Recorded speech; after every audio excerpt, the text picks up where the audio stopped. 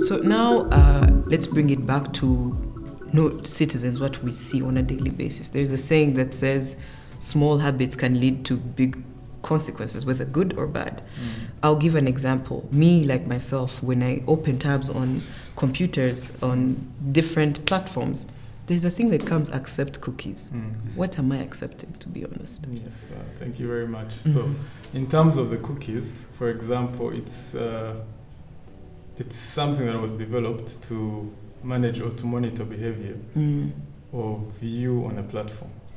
So if you do accept cookies without checking the cookies that are relevant to what you're going to do on the website or any platform, then you're giving them the right to monitor your behavior, which can be used after a period of time, because that's the backside of the institution that is monitoring. Next time you will see, for example, if you use different platforms, a lot of people use TikTok. Yeah. And then when you say something where you search something, it appears. For example, yes, when you say I want a car, and then you see everything that you're scrolling in is only cars. So you've accepted them to monitor your behavior, so they're watching whatever you're doing. So if I do click essential cookies and say I want you just to process my personal data when I am using this platform.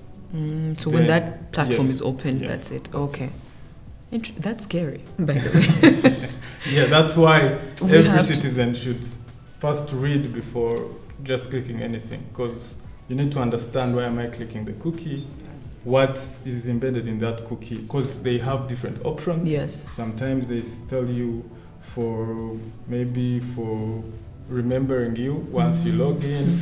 So you need to say, even I don't want you to remember me, I know my password, I know all my login credentials. So you need to be awake. That's how I can call it.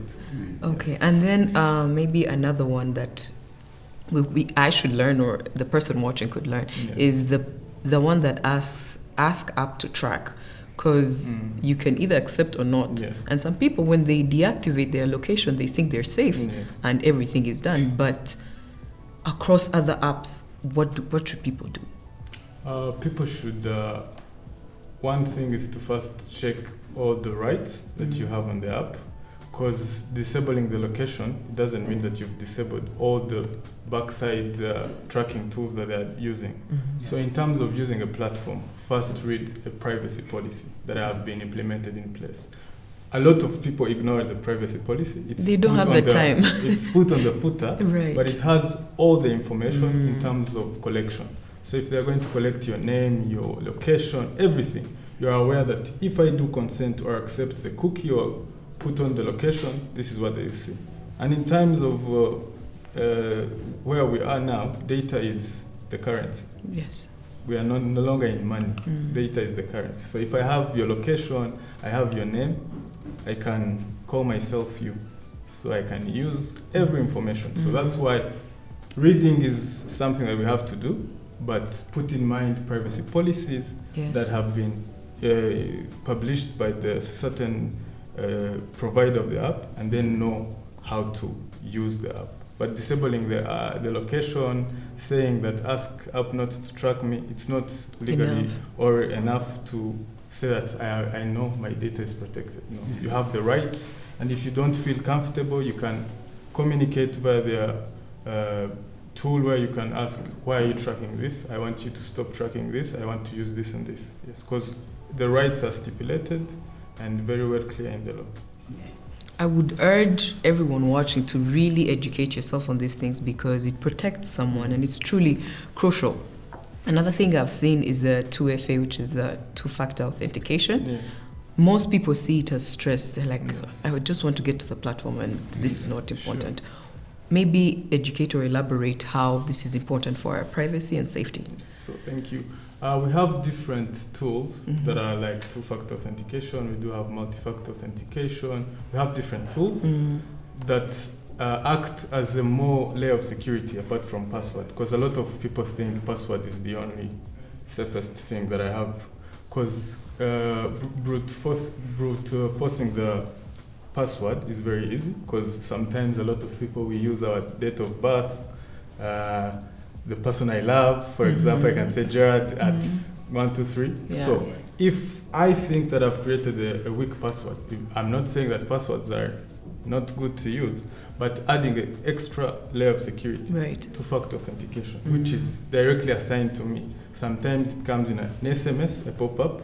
Sometimes it comes in an application. Sometimes it comes in an email. It's a one-time password that is used to enter the tool. If it's an email, if it's an application, which gives security that I know my data or anything that I'm processing on this app is really protected. I am the only one that has access. If I want to grant access, they will ask me. Yes. Yeah. I've also noticed that on these, especially iPhones, I'm not sure with other users, Yes. there's a way it sends you that your password has been leaked. Yes. Is it because we're using weak passwords, or is it actually because they have our information and our passwords somehow they have guessed through our behavior? It's not because they have your password, because in terms of having a password, we have, I think I'm going to add something. We have what we tell different institutions to implement. It's called encryption. When anything is being processed via any tool, if it's being stored within Rwanda or outside Rwanda, it should be encrypted at rest and in transit, because the password that you're sending or you're creating will be encrypted once it goes to the database.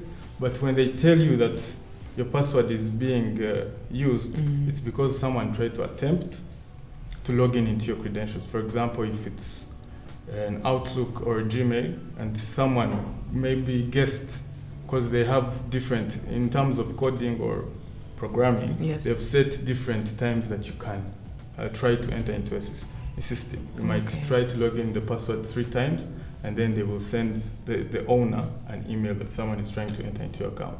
So that's another layer of security that was put in place by the service providers, maybe Gmail, iPhone, different platforms, for you to be safe, because they've already informed you, and they do say kindly change the password if it's not you that was trying to access. That's true. They actually do. Because they're advising you. Yeah. Yes. Interesting. So now I would want to know, because these platforms ask us some random questions. Me as an individual who doesn't know some of these things, which question should I know how to answer? Which question should I choose not to answer? What should I ask myself before I approve and just accept? Are there like any checklists, mental quick checklists I can use that? For example, yes, to answer your question, I'm going to give a brief example. If we have an application, I don't know why I'm continuing using application, but if I want a service and I go to a hospital and then, or it's an app that I log in order I go to the hospital when everything has been logged in, and one of the placeholders is requesting me to say, how many loans do I have? So in terms of you thinking quickly, you will ask, I want to be treated, but why are they asking me to say loans that I have acquired? If I have 2 different loans, it doesn't concern my medical health. So for example, if I'm going to ask for a loan and they ask me, what's your health status? If I am sick of any disease, God forbid, there's no need of the bank knowing that I need to. So that's why anything, for example, if you're acquiring a service, you need to put in mind anything, the KYC, no information that they are requesting me, aligns with the service they are going to give me. If it's in terms of a service and they ask me, how many children do I have, I will ask them, is it related? Because I have the right to know. Yes. So sometimes they're just nosy. And speaking of nosy, I'm going to ask a few questions and one of you will tell me if it's nosy or necessary. Maybe I'll give a scenario. A restaurant asks for my national ID to use their Wi-Fi. Okay, that's nosy, I guess. Very nosy. Not necessary. Because it's irrelevant. It's relevant to the service, yeah. Another one, a delivery app asks for microphone permission. To do what? Good. Now I'm getting the point you're trying to make. A school shares student photos with a third-party app. For what purpose? Because as we've said, we have different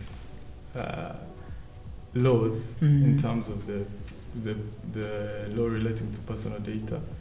there's a slot or an article, sorry to say, because that's a legal person. I won't say a slot. It's an article, Article 49 or 48, that says transfer of personal data.